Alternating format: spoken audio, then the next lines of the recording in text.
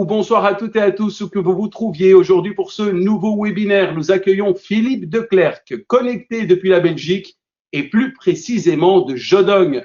Philippe va nous présenter le Clean Language au service des groupes. Et bien qu'il ait déjà présenté un webinaire sur le Clean Language, c'est la première fois que je reçois personnellement Philippe pour un webinaire et j'en suis très heureux. Bonsoir Philippe. Bonsoir Yotis et bonsoir à tous les synergiens et toutes les synergiennes, où que vous soyez. Pour certains, ce n'est pas bonsoir d'ailleurs, c'est peut-être bonne nuit et pour d'autres, c'est peut-être bon midi ou bon matin, selon l'endroit où vous vous trouvez dans le monde. Tout à fait. Alors Philippe, comment vas-tu? Comment te sens-tu toi ce soir?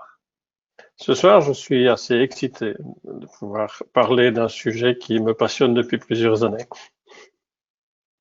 Alors Philippe Declercq, Master Coach, donc certifié MCC de l'International Coaching Federation, avec plus de 3500 heures de pratique. Tu es également superviseur et mentor de coach, mais à l'origine de ta carrière, suite à un gros accident chez les paracommandos, c'est sous la casquette d'informaticien qu'on te retrouve. Au fil du temps, tu occupes plusieurs postes de direction internationale dans le secteur des technologies de l'information, y compris une direction générale. Et assez vite, grâce à un projet très ambitieux avec une société française, c'est vers le recrutement que tu te diriges en créant par la suite une société de recrutement à Bruxelles.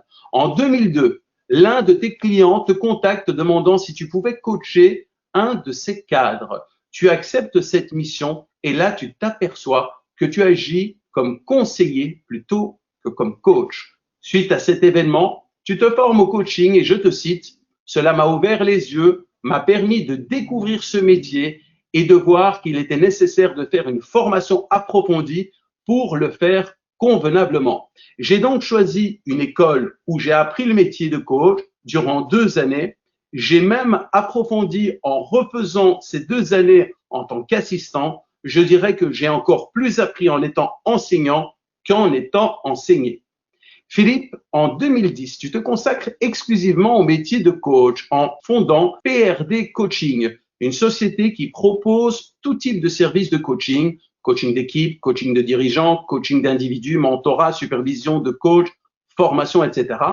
Et souhaitant révéler aux individus et aux groupes leur plus haut potentiel afin qu'ils les transcendent et orientent leur organisation vers une vision intégrale englobant autonomie et flexibilité, alignement avec leurs valeurs, connexion avec eux-mêmes et avec le monde. Par la suite, tu deviens membre du conseil d'administration de l'ICF Belgique pour devenir le président de l'ICF Belgique en 2011-2012.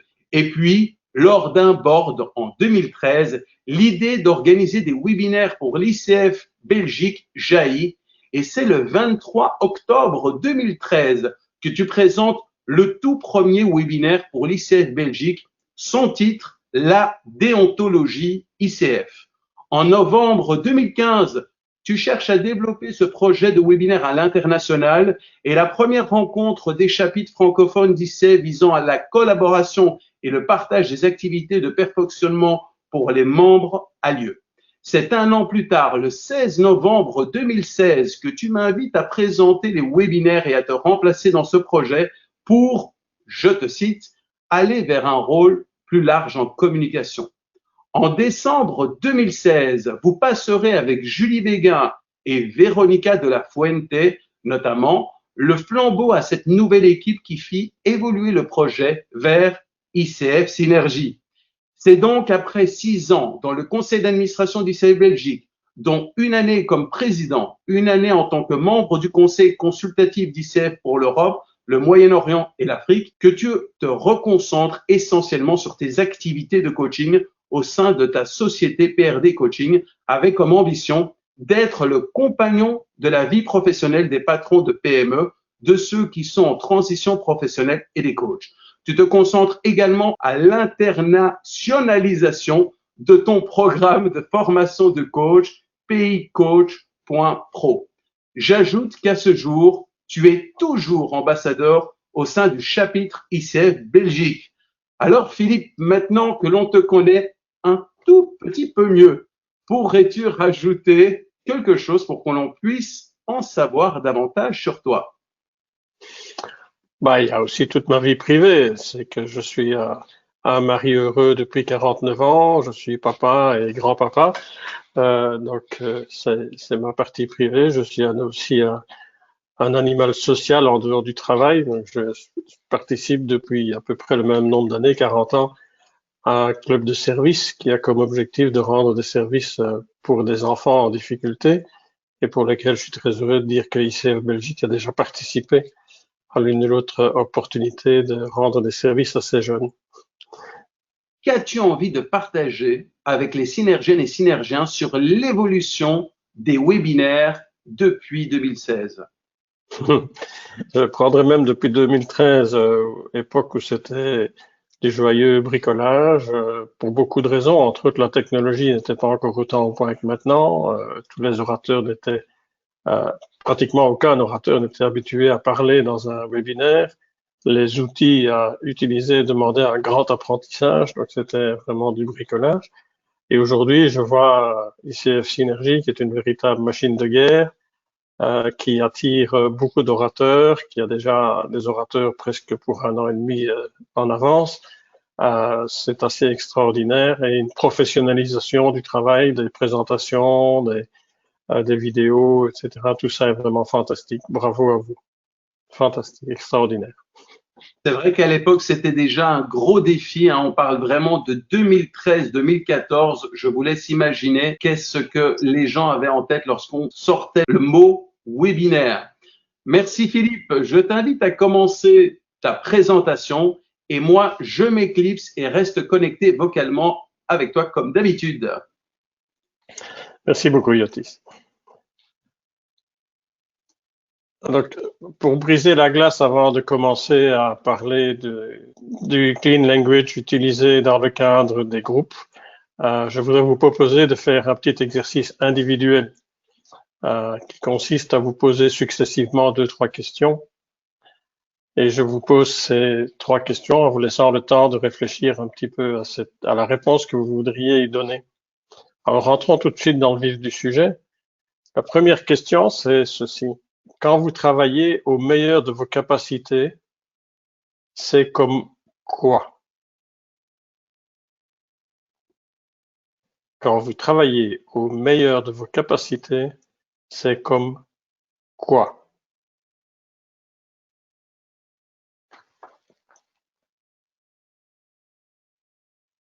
Quand vous avez la réponse à cette question, élargissons un peu la question en disant quel genre de quoi est ce quoi? Évidemment, là, vous remplacez le mot quoi par ce que vous avez déterminé à la première question. Et probablement, je l'espère en tout cas, ce sera une forme de métaphore. Ainsi, je pourrais répondre, quand je travaille au meilleur de mes capacités, je suis comme un TGV. Alors, quel genre de TGV est ce TGV? Est la question suivante. Alors, pour vous, quelle est votre réponse? Et quel est le genre de quoi?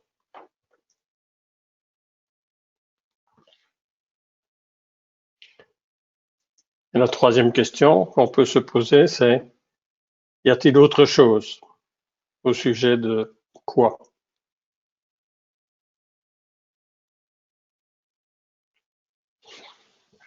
Et je vous invite, quand vous avez une réflexion qui tient la route pour vous-même, à écrire dans la conversation, dans le chat, simplement le mot ou les 2-3 mots qui représentent votre quoi.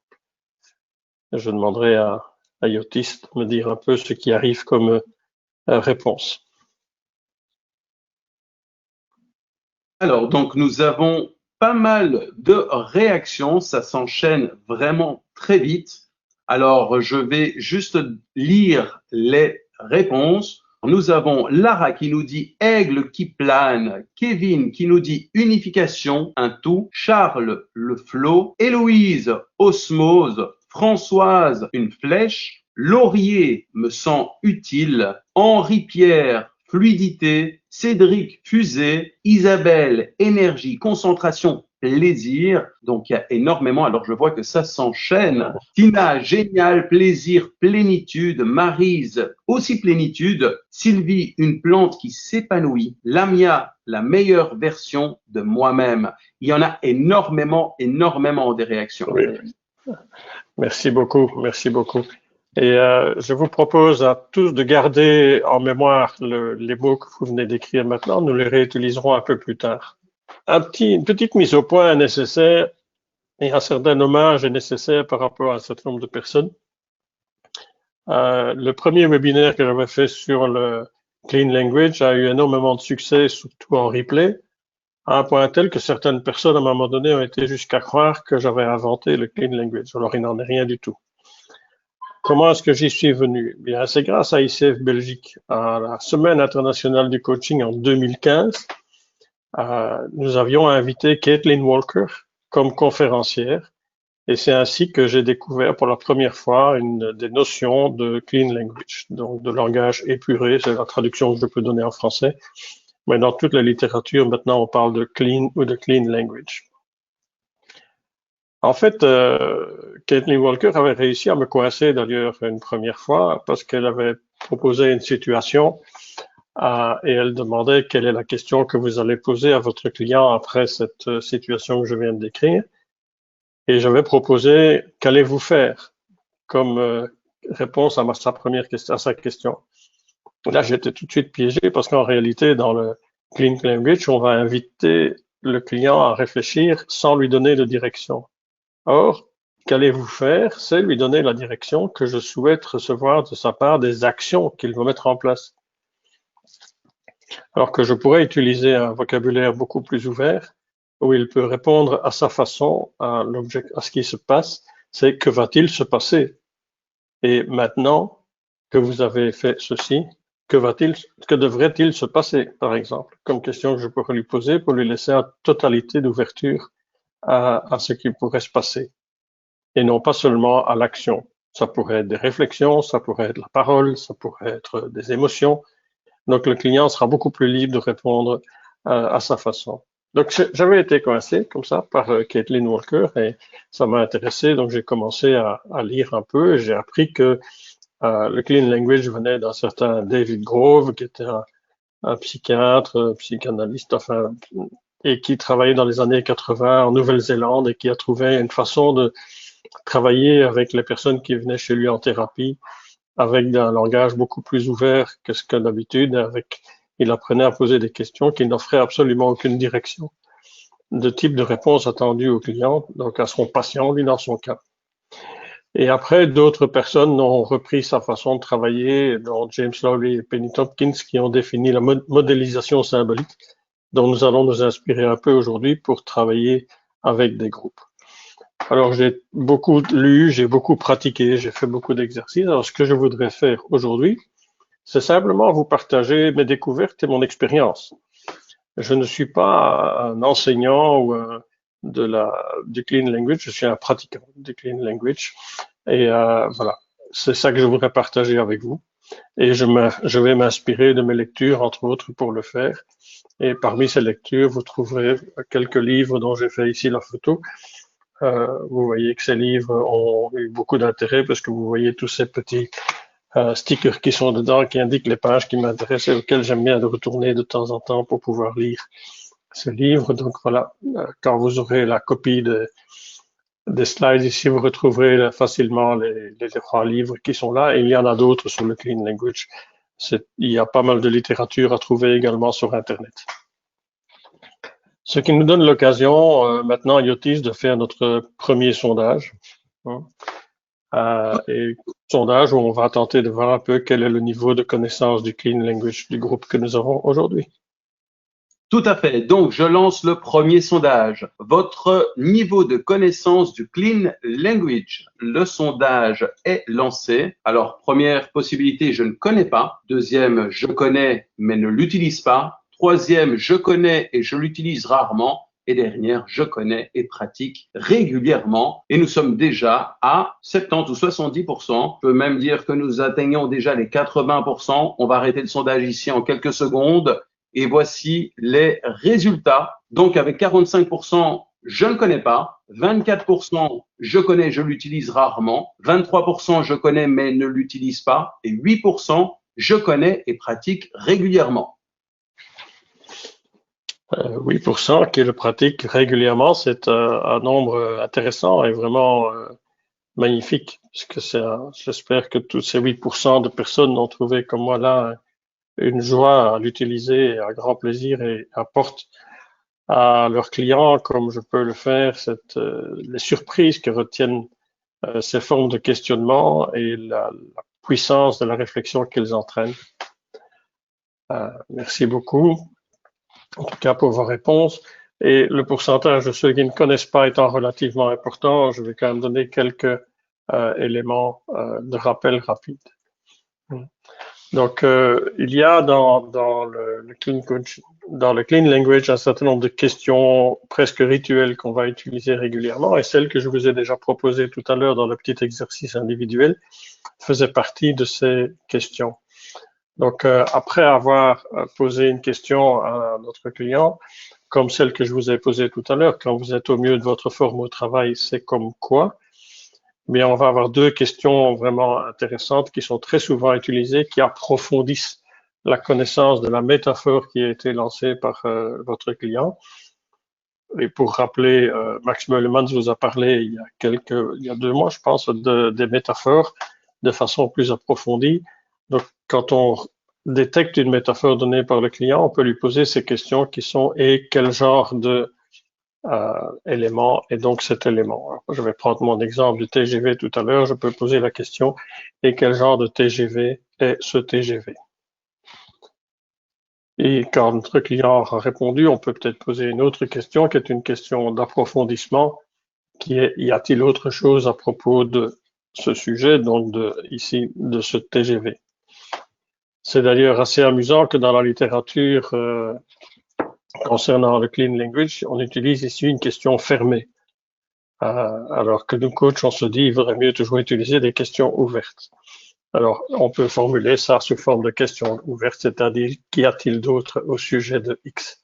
Si nous voulons donc respecter nos règles.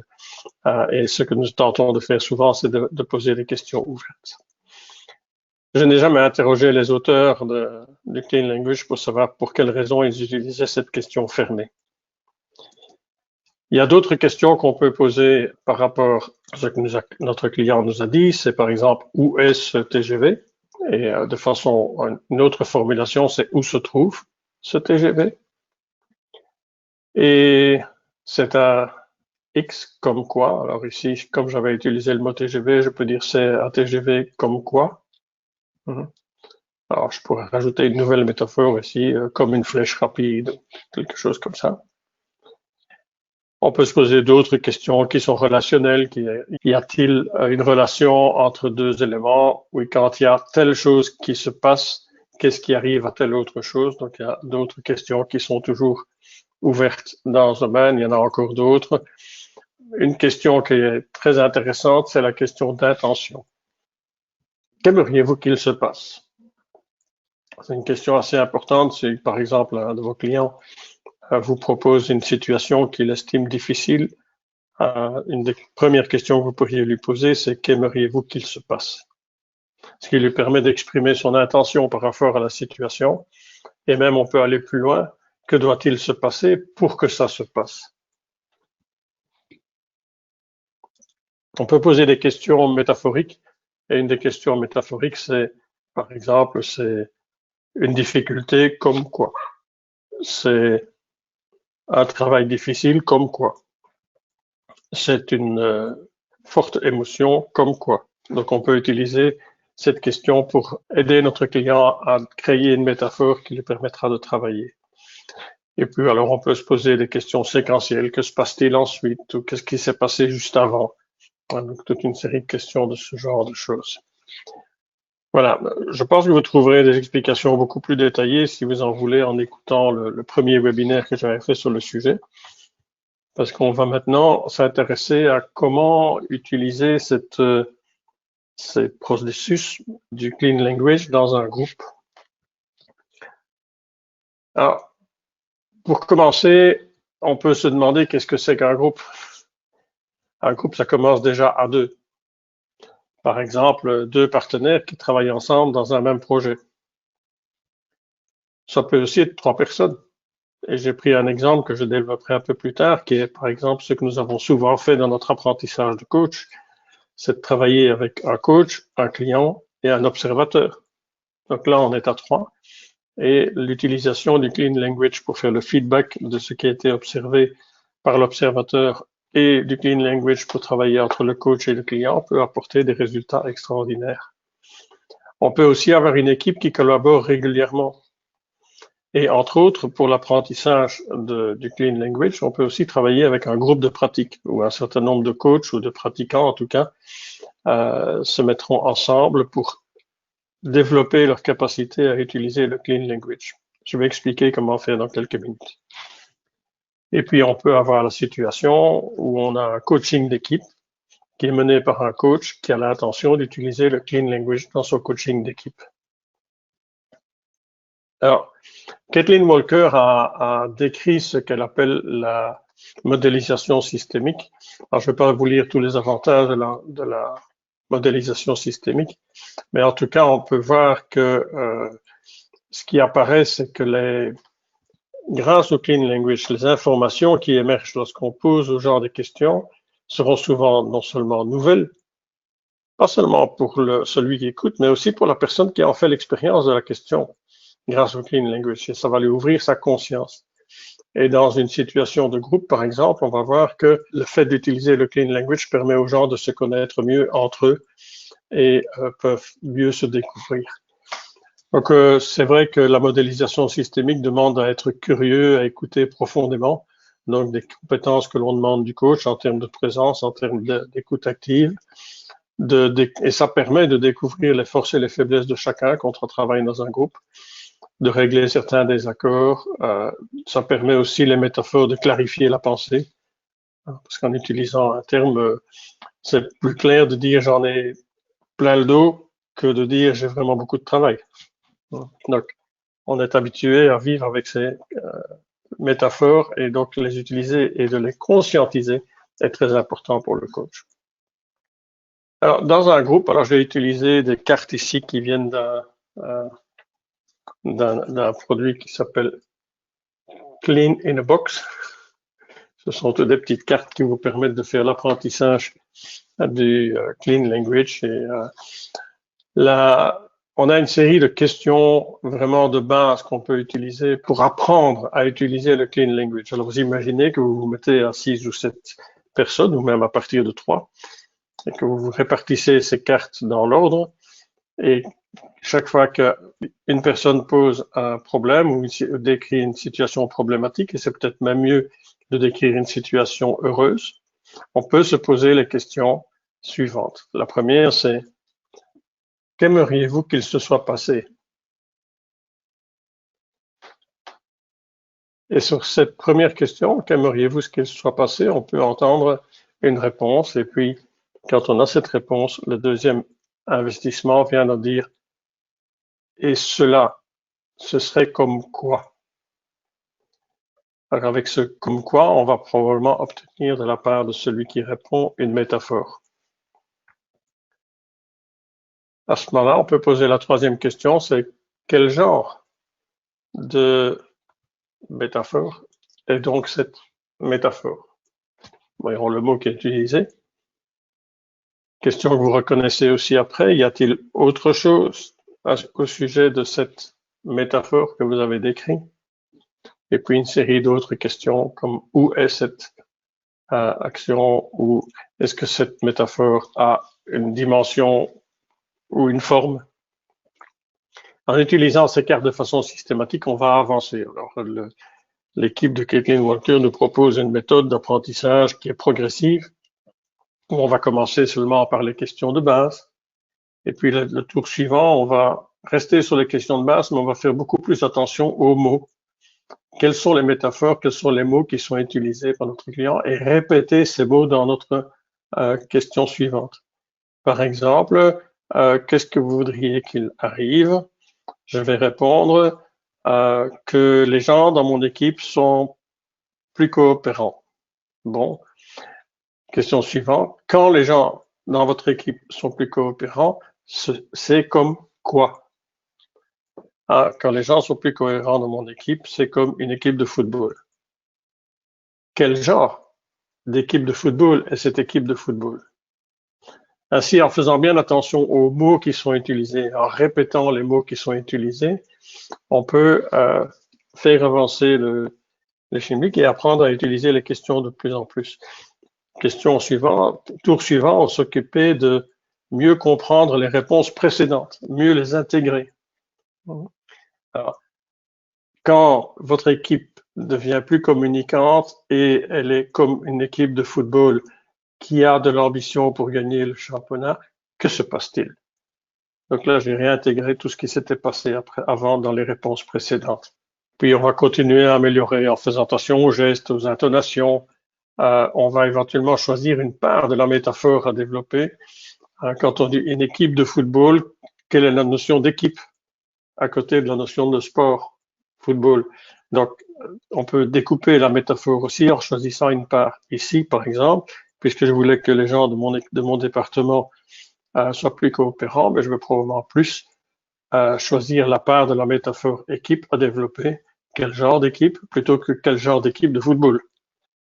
Et puis après, cet exercice qui se fait en utilisant les questions dans l'ordre qui sont ici sur l'écran, on peut passer à la phase suivante qui vient de dire on va même choisir quelles questions poser en les posant dans le désordre. Et on va aussi commencer à appliquer d'autres nouvelles questions comme les questions de séquence. Et avant que cette équipe de football gagne, que s'est-il passé? Et après que cette équipe de football ait gagné, que se passera-t-il? Et ainsi de suite. Donc, c'est des questions de séquence qui peuvent être utilisées après et cet apprentissage peut commencer à se faire.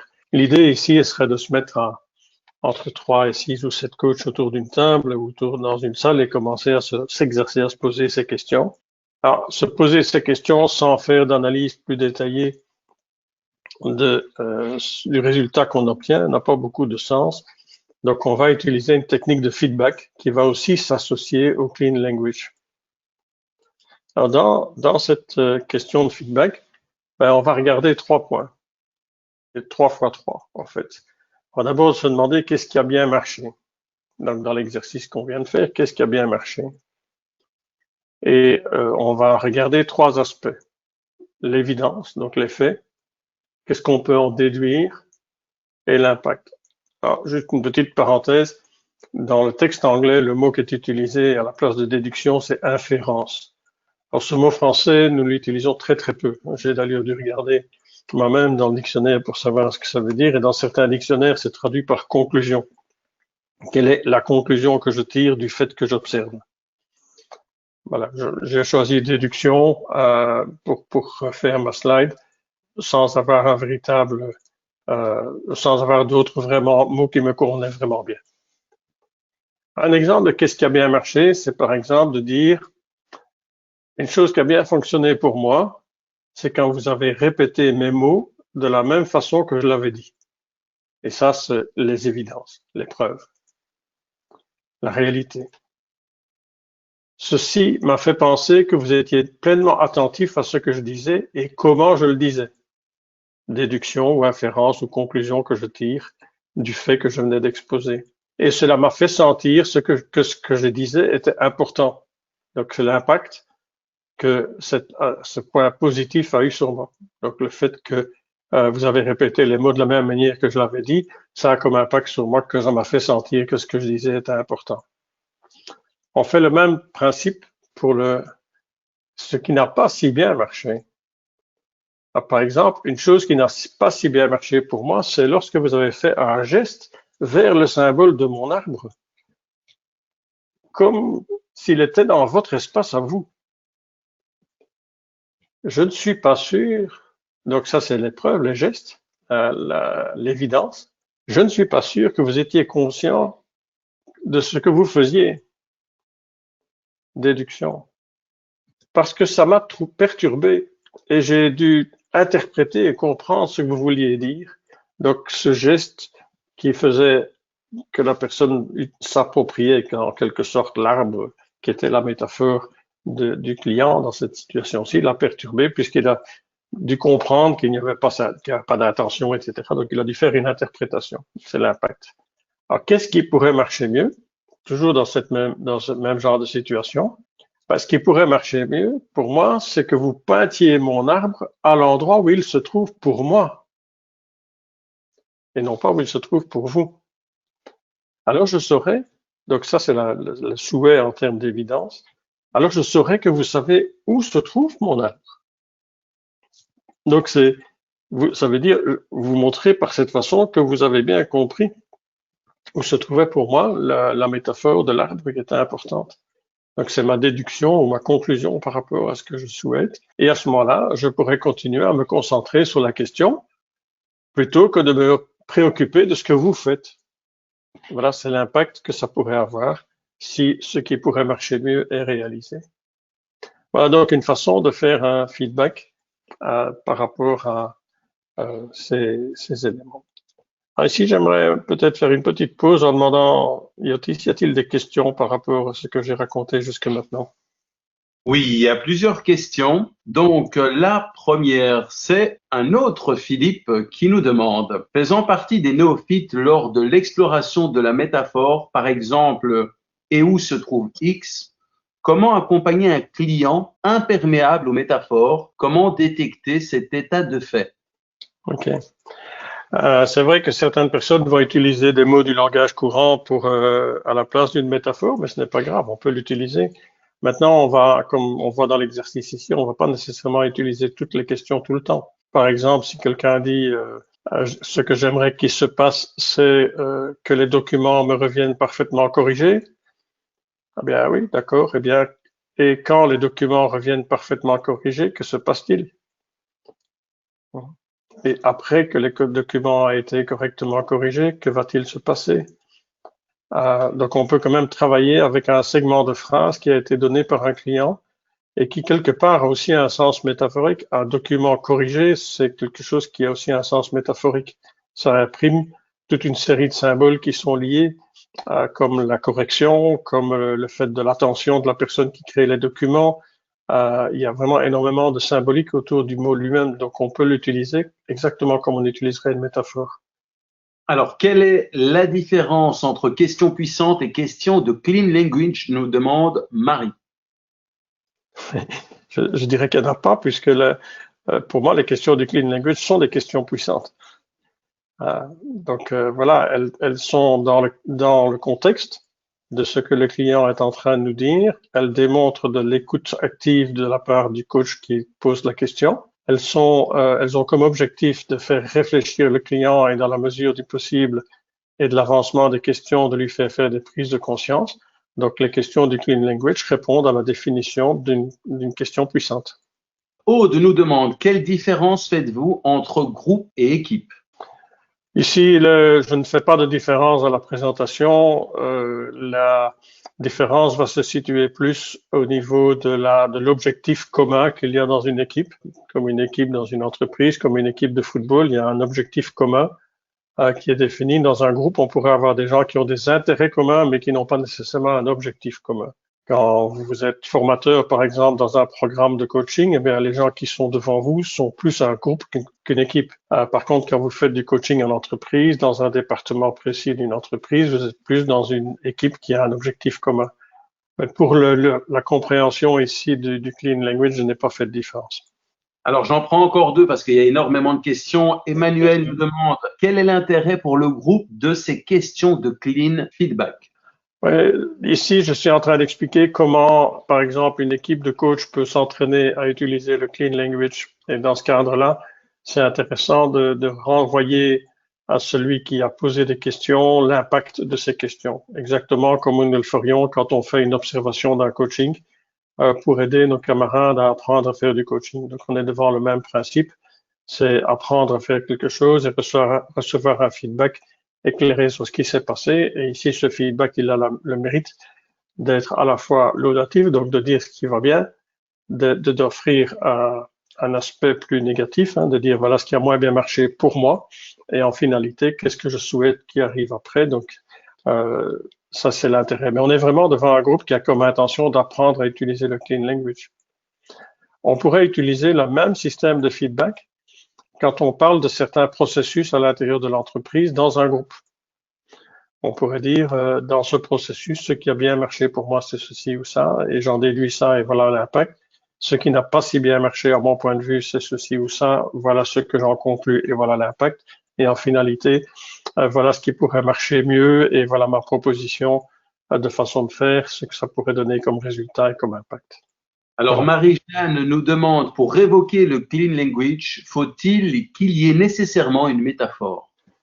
Ouais, le clean language est lié aux métaphores, à l'utilisation des métaphores, et notre langue, et notre langage et notre façon de parler tous les jours est également plein de métaphores. Rien que dans la phrase que je viens de prononcer maintenant, il y a déjà des métaphores. Par exemple, quand je dis il y a plein de métaphores, le verbe plein, ce n'est pas un seau qui est plein, ce n'est pas un vase qui est plein dans la goutte d'eau. Donc, j'utilise le mot plein dans le sens métaphorique de plein. Donc, on a ces métaphores, elles sont extrêmement présentes. Ce qu'il y a dans le clean language, c'est qu'on va encourager notre client à créer une métaphore qui lui permet de, comment dirais-je, d'encapsuler sa réalité dans une image. Par exemple, cette personne se comporte comme un ours. Voilà une métaphore. Mais on n'a pas besoin d'interroger qu'est-ce que c'est un ours. On sait qu'on emporte toute l'image, toute la symbolique de l'ours avec nous et on peut reposer des questions au sujet de l'ours sans avoir besoin de le déshabiller et de le décortiquer en petits morceaux. Donc ça, c'est une des forces des métaphores et dans la langue courante, nous l'utilisons tout le temps. La question ici, c'est d'être conscient qu'on utilise des métaphores et de relever avec le client celles qui ont le plus de sens. Merci Philippe, je te laisse continuer. Alors maintenant, on peut voir quand on est dans l'apprentissage du clean language pour pouvoir travailler avec dans les groupes. On va continuer cet apprentissage et voilà comment on peut schématiser un peu ce qui va se passer. On peut se dire que dans l'apprentissage, on va regarder ces 5 éléments. Alors, on va regarder d'abord les attributs de la chose dont on parle. Par exemple, il faudrait que mon équipe communique mieux. Mais quels sont les attributs de cette communication? Donc, je vais me poser la question, quel genre de communication, de communiquer mieux, est-ce communiquer mieux? Et qu'y a-t-il d'autre au sujet de communiquer mieux? Ce sont des questions que je peux poser pour chercher les attributs du sujet qui est proposé. Après ça, je peux poser la question du lieu. Où est cette communication? Où se passe cette communication? Où c'est communiquer mieux? Alors, on peut poser aussi des questions sur qu'est-ce qui se passait avant, qu'est-ce qui se passait après. Donc, je peux dire d'où vient ce besoin de communiquer mieux, hein? Ou qu'est-ce qu'il s'est passé jusque maintenant avant de communiquer mieux. Alors, je peux aussi poser des questions sur après. Quand l'équipe communiquera mieux, que se passera-t-il? Quels seront donc les gains que l'on va trouver? C'est le sous-entendu de la question. Et de même, je peux trouver une métaphore aussi. Je pourrais dire, quand l'équipe communique mieux, c'est comme quoi? Alors, je laisse à votre imagination, mais je pourrais dire, quand l'équipe communique mieux, c'est comme le journal parlé. J'invente n'importe quoi, qui peut me servir de métaphore. C'est quelque chose sur lequel nous pouvons tous nous mettre d'accord sur les mots qui sont utilisés, etc., et qu'on peut comprendre les idées qui sont exposées. Donc, ma métaphore devient le journal parlé. Et donc, je viens d'utiliser maintenant pour chacun des éléments ici les questions essentielles qui se trouvaient dedans, hein. Quel genre est ce sujet? Qu'y a-t-il d'autre au sujet de cet élément? D'où vient-il? Quelle est l'origine de cet élément? Que s'est-il passé juste avant? Parfois, cette question n'est pas toujours parfaite, hein. Il faut repenser les questions. En tout cas, on va se poser des questions sur qu'est-ce qui s'est passé avant, qu'est-ce qui se passera après, hein. Et que se passera-t-il alors quand telle ou telle chose sera réalisée? Donc, quand l'équipe communiquera mieux, que se passera-t-il? Et on peut aussi chercher une métaphore qui soit commune. Et ce qui est intéressant quand on va travailler en groupe, on va le voir tout de suite après, c'est qu'on peut avoir une métaphore qui est commune à tout le groupe. Je vous disais qu'il y avait un exemple pratique que nous connaissons tous, hein, c'est dans l'apprentissage du coaching.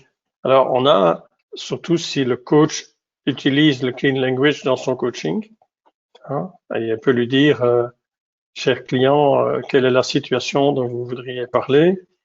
Alors, par exemple, le client dit, j'ai difficile à parler en public. Alors, le coach peut approfondir et chercher les attributs de parler en public. C'est quel genre de parler en public est ce parler en public? On peut après demander à son client, et qu'y a-t-il d'autre au sujet de parler en public? Et pour vous, parler en public, c'est comme quoi? Et donc, avoir une série de métaphores qui se développent et qui permettent d'avancer dans l'analyse du client par rapport à son sujet. Je pense qu'ici, avec cet exemple, vous pouvez bien comprendre la puissance de la métaphore. Parler en public, pour vous, c'est comme quoi?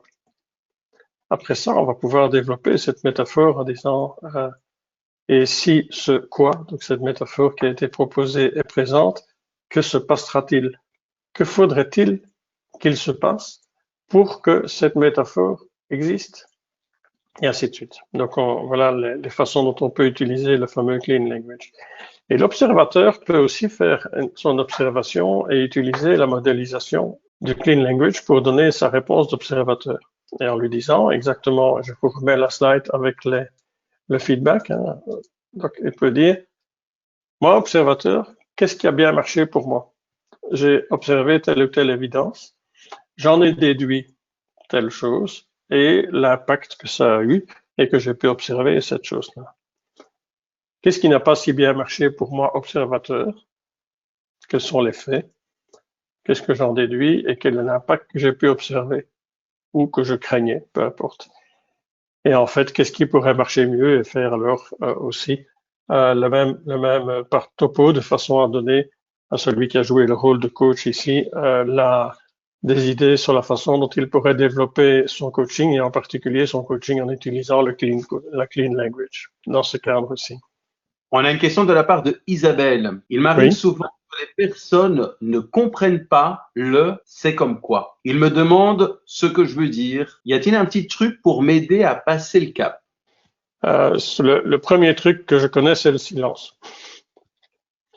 C'est de laisser réfléchir le client. Il y a aussi le truc de la façon de formuler la question. Parce qu'ici, je dis, et pour vous, parler en public, c'est comme quoi? Alors, sur ce ton-là, le client, il comprend pas grand-chose. Par contre, si je lui dis, et pour vous, parler en public, c'est comme quoi? Et j'insiste vraiment sur le quoi, ce que je veux obtenir à quoi. À ce moment-là, je m'aperçois que mes clients, ils répondent beaucoup plus facilement à cette question. Il n'y a pas vraiment de truc. Je pense que c'est vraiment la façon de prononcer les choses et la façon aussi d'être patient et d'attendre la réponse du client qui permet des réponses. Et parfois, les réponses ne nous semblent pas immédiatement métaphoriques. Par contre, comme je vous l'expliquais tout à l'heure, on peut, dans des périphrases, trouver des valeurs symboliques importantes et des valeurs tout à fait métaphoriques par rapport à ce que la réalité est. Il y a François qui nous propose de nous aider, en tout cas dans la construction de la réponse, et nous dit ça ressemble à quoi? Oui, ça ressemble à quoi? C'est une proposition possible, mais qui donne déjà une forme de direction à notre client. C'est comme quoi ça le laisse totalement libre de répondre avec autre chose qu'une métaphore, en tout cas en premier lieu. Donc si ça ressemble à quoi, je suis en train de lui donner une direction. Comment est-ce que je pourrais peindre, comment est-ce que je pourrais décrire, comment est-ce que je pourrais faire en sorte que, donc ce n'est pas exactement ce que je souhaite. Ce que je souhaite, c'est que le client donne sa réponse avec son ingénuité totale. Donc en l'influençant le moins possible. Merci Philippe. Merci pour ces questions aussi d'ailleurs. Dans un groupe de personnes, les métaphores sont extrêmement puissantes pour permettre de collaborer. Je vous ai posé tout à l'heure la question, hein, quand vous travaillez au meilleur de vos capacités, c'est comme quoi? Eh bien, quand cette question a été posée dans un groupe, ça peut devenir intéressant de partager les métaphores individuelles. D'abord, on va mieux se connaître l'un à l'autre. On peut aussi avoir une meilleure communication, parce que si quelqu'un dit je suis comme ma métaphore, c'est que quand je travaille au mieux de mes capacités, je suis comme un ours dans sa grotte. Ben, tout le monde comprendra assez rapidement que l'ours dans sa grotte, il n'a pas trop envie d'être dérangé. Donc, en termes de communication et de connaissance de comment est le caractère de l'autre, c'est peut-être plus puissant que s'il avait dit j'ai besoin de silence, j'ai besoin de ceci, j'ai besoin de ça, etc. La métaphore est plus forte. Donc, elle permet une meilleure connaissance des gens, une meilleure communication, et on peut même l'utiliser, la métaphore. Parce que le matin, quand on arrive, on peut peut-être demander ah, comment aujourd'hui et comment va ton ours dans la grotte? Ou comment va ta mère poule? Ou bien comment va, voilà, la métaphore que la personne a utilisée pour se décrire. Et en utilisant justement les mots, toute la puissance de la métaphore, on n'a pas besoin, comme je le disais tout à l'heure, de connaître l'intérieur de la métaphore. On a juste intérêt à toute la puissance est inclue dedans si je l'utilise. Par exemple, si quelqu'un me demande demain matin comment va ton TGV, je n'ai pas besoin de lui dire il y a 184 passagers dedans et nous roulons à 225 km/h. Non, c'est pas du tout ça que je vais répondre comme question. La réponse sera probablement quelque chose du genre ça roule vite ou nous sommes en pleine vitesse ou je suis à la gare pour le moment et j'attends mes passagers. Donc cette métaphore peut être utilisée de façon extraordinaire pour communiquer entre membres d'un groupe ou entre membres d'une équipe. Donc cette coopération peut être vraiment enrichie grâce à la connaissance des métaphores individuelles et au partage des métaphores individuelles des membres d'un groupe ou d'une équipe. J'ai déjà fait cette expérience plusieurs fois et c'est très puissant.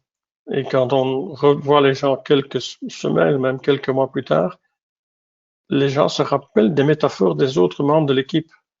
Parce que ça les a vraiment marqués comme étant un moyen de mieux les connaître, de mieux s'imager quels sont leurs besoins, quelles sont leurs attentes, de mieux imaginer la façon dont ils peuvent communiquer avec eux. Donc extrêmement puissant. Alors toujours pour regarder un peu comment on peut utiliser les métaphores au travail, ici je vais imaginer une situation pour tout simplement qui est pour vraiment se dire comment est-ce qu'on peut utiliser, c'est plus facile avec un exemple. Imaginez que vous êtes convoqué dans une entreprise et que cette entreprise vous décrit, le directeur général vous décrit la situation en disant j'aimerais que on ait une société plus unie dans laquelle les gens ont un sens du but commun, dans laquelle les valeurs sont partagées, qu'il soit vraiment une référence sur le marché.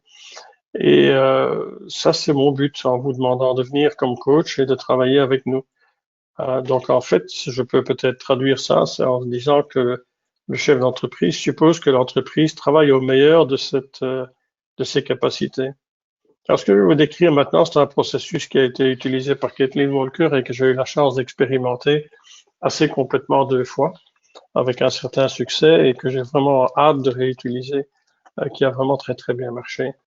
Ce processus, au début, j'avais un petit peu d'hésitation à l'utiliser et puis je me suis rendu compte que l'accueil des gens dans la grande équipe, puisqu'il ne s'agissait pas de plusieurs équipes, mais dans l'équipe dans laquelle je l'ai fait 2 fois, les 2 équipes ont très très bien accueilli l'approche. Donc après cette mise d'accord, je vais passer cette phase où on utilise aussi le langage, le clean language pour définir les objectifs et pour répondre à une meilleure définition des attentes de l'entreprise par rapport au travail du coach.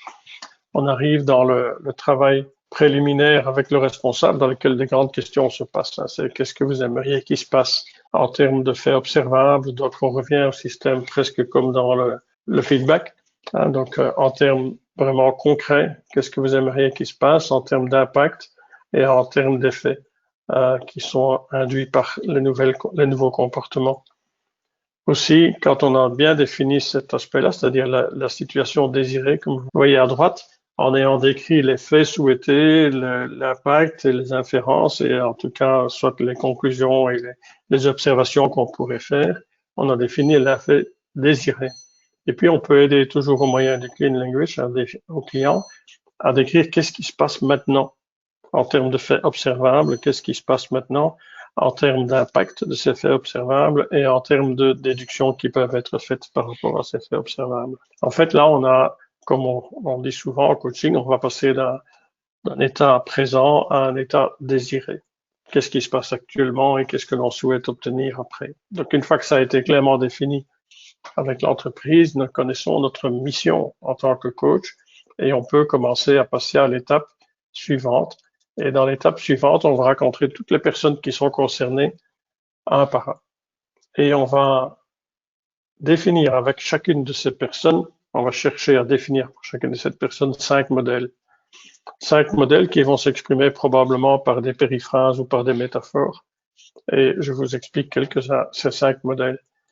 Le premier, c'est vraiment la question que je vous ai déjà posée à vous et qui revient ici, c'est quand il travaille au mieux de ses capacités, il est comme quoi? Ça, c'est son premier modèle. Bien sûr, on va aller plus loin, on va pas s'arrêter là, on va pas poser seulement cette question-là, on va aussi dire ce quoi que vous venez de définir, quel genre de quoi est ce quoi, qu'y a-t-il d'autre à dire au sujet de ce quoi se trouverait où, quelles sont les relations de ce quoi avec les autres, etc. Donc on va avancer, on va faire quand même un interview assez approfondi. La deuxième question qu'on va aider notre personne qu'on rencontre, qui devient un des membres du groupe ou de l'équipe, c'est l'équipe idéale. Comment qu'il définit l'équipe idéale qui supporte son travail au mieux de ses capacités? Et plus exactement, sans vouloir la définir de façon approfondie, quelle est la métaphore qui décrit l'équipe idéale qui supporte son travail au mieux de ses capacités? La troisième chose qu'on va chercher, c'est, en fait, quand son département est au mieux de ses capacités, c'est comme quoi? Donc ici, on va regarder avec lui dans l'équipe ou le département, donc c'est la même chose. Quand son équipe est au mieux de ses capacités, c'est comme quoi? Mais ici, on utilise le terme département dans la description ici pour parler du rôle unique de l'ensemble de l'équipe et non pas des individus de l'équipe. Et puis le quatrième domaine, c'est aujourd'hui, l'entreprise dans laquelle vous travaillez ressemble à quoi? Ou quand vous pensez à l'équipe, à l'entreprise dans laquelle vous travaillez, c'est comme quoi? Donc on va chercher aussi pour chaque individu une métaphore ou une description brève qui décrit ce qu'est l'entreprise pour lui. Bien sûr, on va l'aider à définir quelque chose de bien solide, qui reflète vraiment sa façon de penser. Et la dernière question, c'est comment l'entreprise devrait être pour qu'elle puisse travailler au mieux de ses capacités la plupart du temps. Donc, l'entreprise qui vous permet de travailler au mieux de vos capacités la plupart du temps, c'est comme quoi? Donc, on va faire ce travail avec chacun des membres de l'équipe ou du groupe qui va être concerné dans cette approche. Caitlin Walker décrit une entreprise dans laquelle elle l'a fait avec tous les membres du personnel, redéfinis en plusieurs départements. Il y avait 3 départements. Je vous avoue que je n'ai jamais eu la chance d'être dans un environnement où j'avais plusieurs équipes à interroger et puis à mettre ensemble après. Mais je vais vous aller voir dans quelle phase. J'ai toujours pu travailler jusque maintenant dans cette expérimentation avec une seule équipe dans 2 entreprises différentes. Le deuxième cas, c'est on met tous les gens de l'équipe ou du département ensemble. Et la première chose qu'on va faire, c'est un exercice qui va les aider à découvrir combien les modèles internes de chacun sont différents et comment est-ce qu'on saute vite à des conclusions. Et pour ça, on va utiliser un exercice qui va être pas du tout orienté sur leur travail, mais qui va utiliser les 5 sens. Par exemple, le premier, je vais prendre la vue et je vais dire aux gens, vois un éléphant. Vois un éléphant. Quel genre d'éléphant est cet éléphant? Où est cet éléphant? Cet éléphant a-t-il une taille? Cet éléphant va-t-il quelque part? Cet éléphant est-il en action? Et ainsi de suite. Donc, peut-être en quelques questions, on va aider les gens à se rendre compte que les réponses sont extrêmement différentes. L'un verra un éléphant en peluche, l'autre un éléphant dans un cirque, le troisième un éléphant sauvage, le quatrième un éléphant qui cherche vers les gens et en colère, un cinquième. Chacun va voir un éléphant différent et va pouvoir décrire cet élément différent et va se rendre compte que sur les membres de l'équipe, il n'y a pas 2 personnes qui ont la même vue de l'éléphant. Parfois, ça pourrait ressembler, mais ça n'est rarement la même chose, exceptionnellement. Après ça, je passe à un autre sens en disant entendre la musique. Et je commence à poser la question, quel genre de musique est cette musique que tu entends? Où est jouée cette musique? Cette musique a-t-elle un volume? Voilà, toute une série de questions qui permettent de voir encore une fois combien les modèles de chacun sont différents et que l'un va penser à la musique classique, l'autre va faire du hard rock, le troisième va travailler sur du jazz, le cinquième sur de la musique de type arabisante, et ainsi de suite. Chacun va avoir une notion de la musique qui est tout à fait différente sur base d'une phrase de départ. Et on va faire la même chose avec les 5 sens en disant par exemple goûte un citron. Qu'est-ce qui se passe en toi quand tu goûtes un citron? Touche du velours, pour utiliser encore un autre sens, et en finalité, tu sens de la fumée. L'objectif de cet exercice est de vraiment d'aider chacun à découvrir que quand on va venir à la description des souhaits et des envies de chacun par rapport au fonctionnement de l'équipe ou du groupe ou de l'entreprise, il faut pas aller trop vite. Il faut pas sauter vite à des conclusions parce que derrière les mêmes mots, il pourrait y avoir des concepts et des modèles internes totalement différents d'une personne à l'autre. Donc, dans la conversation qu'on va avoir après, on peut comprendre maintenant qu'il est vraiment nécessaire d'écouter attentivement et de laisser chacun le temps de s'exprimer, et de laisser à chacun le temps de ressortir vraiment avec le fond de ce qu'il veut vraiment dire, avant de discuter, avant de commencer à tirer des conclusions. Et qu'il y a beaucoup d'idées, et on les aura probablement découvert, qu'il y a des tendances chez chacun dans l'équipe qui est en train de parler dans cette étape ici des 5 sens. Très très bel exercice, en tout cas c'est extrêmement riche et je vous souhaite de le vivre. Après ça, on va rentrer en équipe et on va faire une première chose, c'est qu'on va partager les métaphores individuelles. Donc les métaphores individuelles, c'est la réponse à quand je travaille au mieux de mes compétences, au mieux de mes capacités, c'est comme quoi. Après ce partage-là, qui est toujours très très riche, parce que puis ça peut amener des éclats de rire aussi, des choses gentilles, etc. C'est extrêmement amusant à faire. La réponse suivante va être pour travailler au mieux de mes capacités dans l'équipe. Voilà ce que ce serait comme quoi pour moi.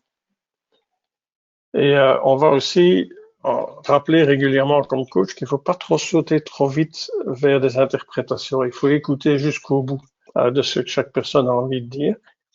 Et on va commencer à partager les métaphores de l'équipe idéale.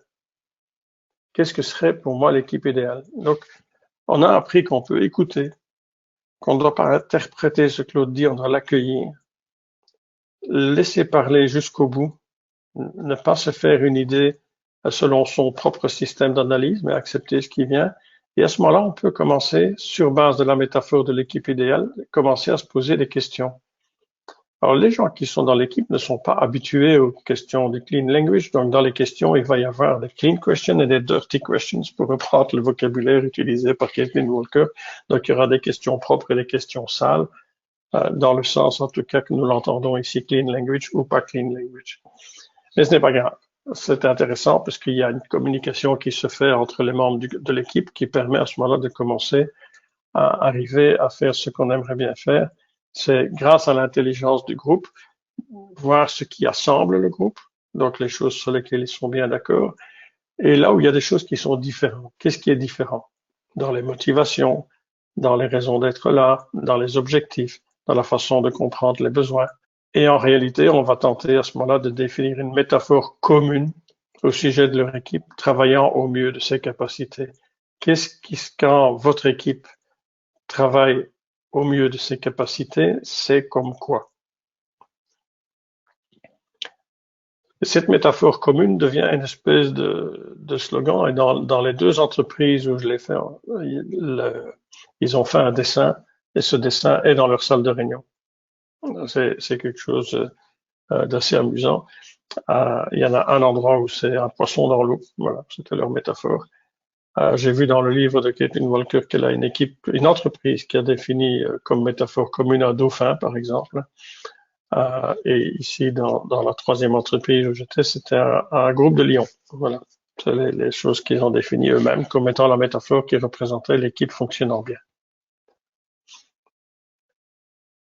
La 3e étape, puisqu'ici on a fait la première étape qui était les rencontres individuelles, la 2e étape, mettre le département ou l'équipe ensemble, la 3e étape, c'est au niveau de l'entreprise, Et là, je vous ai dit tout de suite, je n'ai pas eu la chance d'avoir une entreprise dans laquelle il y avait plusieurs départements que je pouvais associer pour faire cette troisième étape, qui, elle, concerne le processus de partage des métaphores des différents départements, ce qui permet de partager d'abord de façon métaphorique ce qui est très important pour chaque département.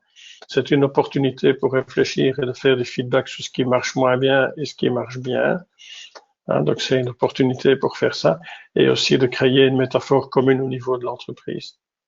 Dans ce que j'ai fait, je vais sauter directement à la quatrième étape, qui est en fait, une fois que la métaphore a été créée, c'est de prendre un certain nombre de issues, comme on dit nos amis anglophones, un certain nombre de soucis, un certain nombre de domaines dans lesquels des réponses doivent être trouvées, et analyser ces soucis au regard de la nouvelle métaphore et de la modélisation qui a été faite par l'ensemble de l'entreprise ou par l'ensemble de l'équipe.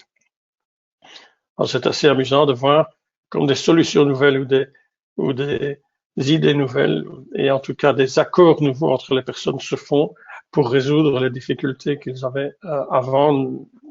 Soit ils renvoyaient chacun dans son coin, soit on restait dans les façons traditionnelles de résoudre les problèmes, et ça marche pas toujours, il faut parfois changer. Voilà la façon dont les choses, on peut vérifier que la métaphore est efficace à partir du moment où des réponses nouvelles, créatives sont apportées à des problèmes anciens. Voilà, Yoti, je ne sais pas s'il y a quelques questions maintenant. Alors, il y a beaucoup de questions. Sylvie nous demande pourquoi définir la situation désirée avant la situation actuelle? C'est intéressant d'analyser la situation actuelle avec l'éclairage d'un but positif et désirable. On va regarder la situation actuelle de façon différente à partir du moment où on la considère déjà en fonction d'un objectif désirable. Tandis que si on part directement dans les difficultés du début, on est dans la complainte, on est dans la victimisation. Et non pas dans la recherche de situations avec un sens complet. En tout cas, c'est l'espoir qu'on a. C'est en partant sur le désiré qu'il est plus facile de regarder ce qui se passe dans la réalité et d'en faire une analyse objective. Merci Philippe. Voilà, ça nous permet de passer au sondage numéro 2, si tu veux bien. Oui, alors on y va. Donc voici le second sondage. Quel est votre degré d'audace? Je lance donc le sondage. Première possibilité, j'ai envie d'essayer ce processus en groupe tout de suite. Deuxième, donc, possibilité, je veux en savoir et apprendre plus, puis essayer prudemment. Et ensuite, je ne me sens pas à l'aise avec la méthode maintenant. Alors, vous avez atteint déjà les 60% et je vais arrêter le sondage maintenant. Voilà, 70% dépassé. Voici les résultats. Avec 52%, je veux en savoir et apprendre plus, puis essayer prudemment. 38%, j'ai envie d'essayer ce processus en groupe tout de suite. Et 10%, je me sens pas à l'aise avec la méthode maintenant. Voilà. Waouh, superbe, superbe résultat. Superbe résultat, ça veut dire que près de 80% du groupe dit je veux y aller. Avec prudence pour certains, mais tout de suite pour d'autres. C'est magnifique. Il y a de l'audace chez les synergiens. Oui, ok. Ben alors peut-être qu'on peut conclure ici. Un grand merci Philippe pour cette présentation claire qui approfondit nos connaissances sur le clean language. Merci également à Nefissa Kargoul qui a répondu à toutes vos questions techniques. Nefissa est l'une des ambassadrices de l'ICF Synergie en Tunisie et également présidente actuelle de l'ICF Tunisie. Bonsoir Nefissa, comment ça s'est passé ce soir? Bonsoir Yotis, bonsoir Philippe, bonsoir et bonjour les synergiennes et synergiens. Effectivement, ça s'est très très bien passé. Il y a eu effectivement beaucoup de questions. Il y a des personnes qui se plaignent de ne pas avoir posé leurs questions, mais ils peuvent le faire aussi sur le LinkedIn parce qu'il y a énormément de questions et on peut pas malheureusement prendre toutes les questions.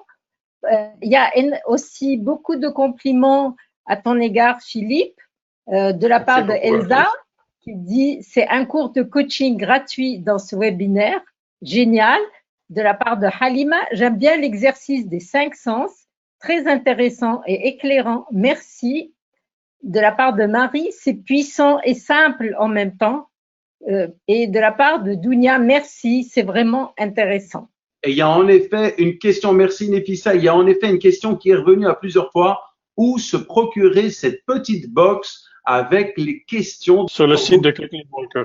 Si vous tapez Caitlin Walker sur Google, vous allez trouver son site et c'est là qu'il y a moyen de se procurer ces boîtes. Je vous le dis tout de suite, c'est qu'elle n'est qu'en anglais. Il n'y a pas de version française. Merci Philippe. Alors, merci d'avoir participé à ce webinaire. Vous retrouverez la présentation de ce webinaire sur nos réseaux sociaux et plus précisément dans nos groupes Facebook et LinkedIn. C'est là que vous retrouverez également les liens pour nos prochains webinaires. Nous espérons que ce webinaire vous sera utile pour votre pratique de coaching au sein des groupes. Vous avez aimé ce webinaire, vous voulez nous le faire savoir et nous envoyer un peu d'ocytocine ou de sérotonine. Laissez-nous un petit pouce bleu sous la vidéo. Mettez-nous des cœurs un peu partout. Quelques commentaires, tout cela a tendance à aussi augmenter notre dopamine qu'on utilisera certainement lors de l'organisation des prochains webinaires. Qu'avez-vous pensé de ce webinaire? Avez-vous d'autres questions à poser à notre orateur? Mettez tout cela en commentaire sous la vidéo. Je vous souhaite à toutes et à tous une bonne journée ou une excellente soirée où que vous vous trouviez. Et Philippe, je te laisse le mot de la fin. Comme on dirait en clean language, c'est what next? Que vient maintenant? Après cet apprentissage que vous venez de faire, que va-t-il se passer?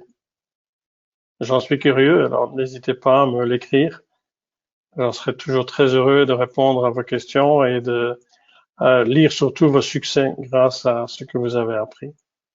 Merci beaucoup pour votre attention à tous et merci à Yotis et à Nefissa pour l'organisation. Merci Philippe, merci Nefissa, merci à vous toutes et tous. Au revoir. Au revoir. Au revoir tout le monde. Au revoir.